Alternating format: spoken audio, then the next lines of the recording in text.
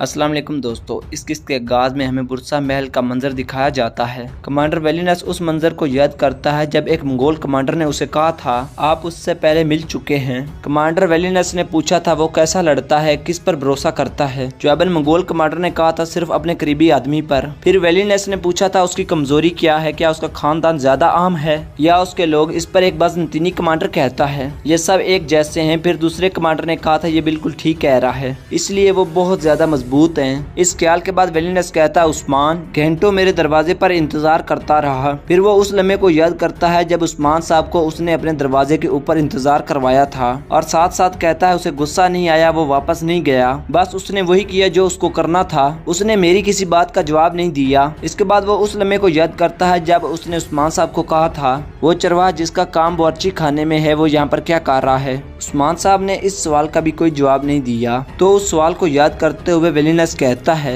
उसने इस पर भी सब्र किया, उसने वही किया जो उसको करना था, और सबसे अहम जिसको हमने छुपाया हुआ था उसको भी उसने देख लिया। इसके बाद वो उस लम्हे को याद करता है जब उस्मान साहब ने कमरे के अंदर छुपे हुए तीर अंदाजों को देख लिया था। इन हालात के बाद वेलिनस खड़ा हो जाता है और मजीद कहता है लेकिन अब भी वो देख रहा हुआ तो। इसी लम्हे वहाँ पर नुमान आ जाता है और कहता है कि तुम किसके बारे में बात कर रहे हो, और वेलिनस आगे बढ़ते हुए कहता है मैं उसकी आंखें निकाल दूंगा जो देख रहा है नुमान। ये कहते साथ ही वेलिनस कमरे से बाहर निकल जाता है और नुमान भी उसके पीछे पीछे जाता है। उधर जंगल में हम देखते हैं कि उस्मान साहब अपने बेटों और अपने सिपाहियों के साथ मौजूद होता है, और उस्मान साहब कहता है मैंने आपको कहा था कि हम उनके सर कलम कर देंगे, अब वक्त आ चुका है। तो बुरहान पूछता है हम किसको मारेंगे जनाब। जवाबन उस्मान साहब कहता है तकफुर वेलिनस अब मदद जमा कर रहा है, यहाँ तक कि मगरिब से फौजें उसकी मदद के लिए आएंगी, लेकिन असल ताकत इल्म है।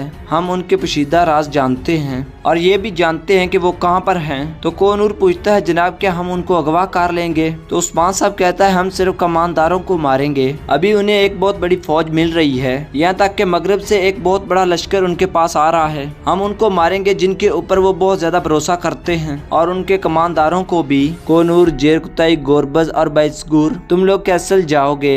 ये कहते साथ ही उस्मान साहब एक हाथ जेरकुताई को दे देते हैं और फिर बेहंदर से कहते हैं बेहंदर, हुसैन, आइकू तुम लोग लफ्के के लिए जाओगे। ये कहते साथ उस्मान साहब उसे भी एक फरमान दे देते हैं और मजीद कहता है सब कुछ इनमें लिखा हुआ है। इस पर कोनूर कहता है ये सब कुछ एहतियात के लिए है, लेकिन करागाह में कमानदारों को मारने कौन जाएगा।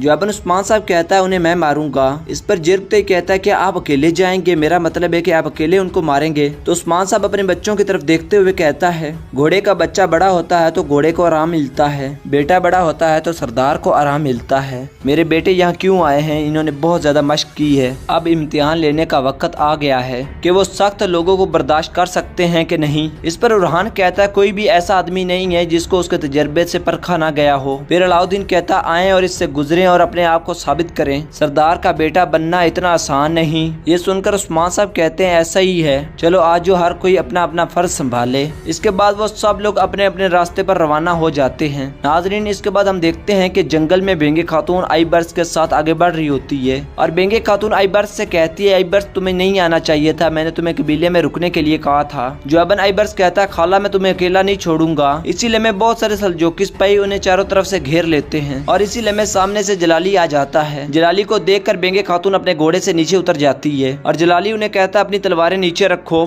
इसके साथ ही बेंगे खातून और आईबर्स अपनी तलवारें निकाल कर नीचे रख देते हैं। इसी लम्हे सुल्ताना कराबिल और अपने सिपाहियों के साथ एक तरफ से आती है, जबकि दूसरी तरफ से सुल्तान अलाउद्दीन भी अपने सिपाहियों के साथ सामने आ जाता है। उन्हें देखकर बेंगे खातून कहती है क्या तुम लोग दो लोगों से डरते हो, दुरुस्त है तुम्हें हमारा सामना करने की ताकत नहीं, दुश्मन के साथ काम करना काफी नहीं कि तुमने अपने फायदे के लिए मासूम लोगों की जानें ले ली, बुज़दिल कहीं की। इस पर सुल्ताना कहती है बस बहुत हो गया, तुम यहाँ पर बातें करने के लिए नहीं आई, तुम यहाँ पर सजा पाने के लिए आई हो। बेंगे खातून सुल्ताना से पूछती है अलचीची कहाँ है। सुल्ताना के इशारे पर सल्जूकी सिपाही एक निकाबपोश औरत को बेंगे खातून के सामने लाकर बिठा देते हैं। उसे देखकर बेंगे खातून कहती है बेटी अलचीचिक। फिर इस मियान से कहती है अलचीचिक को जाने दो, तुम्हें मेरी जरूरत थी, मैं आ गई, अलचीचिक को जाने दो और मेरी जान ले लो। जवाबन सुल्ताना कहती है नहीं, इतनी आसानी से नहीं, तुमने मुझे धोखा दिया, तुमने सब कुछ बिगाड़ दिया, मेरे बेटे ने तुम्हारी वजह से तख्त को खो दिया, मैं तुम दोनों की जान ले लूंगी, लेकिन पहले मैं तुम्हें एक बहुत बड़े दर्द से गुजारूंगी, इसे मार दो सिपाहियों। इसीलिए मैं सल्जूकी सिपाही अलचीची खातून को मारने के लिए आगे बढ़ते हैं। ये देखकर बेंगे खातून और आईबर्स भी एकदम से अपनी तलवारें उठा लेते हैं, लेकिन सल्जूकी सिपाहियों के हमला करने से पहले झाड़ियों के अंदर छुपे हुए अख्तमूर और सिपाहियों के छोड़े हुए तीर सल्जूकी सिपाहियों की गर्दनों से आर पार हो जाते हैं। इसके बाद खवातीन भी तीरों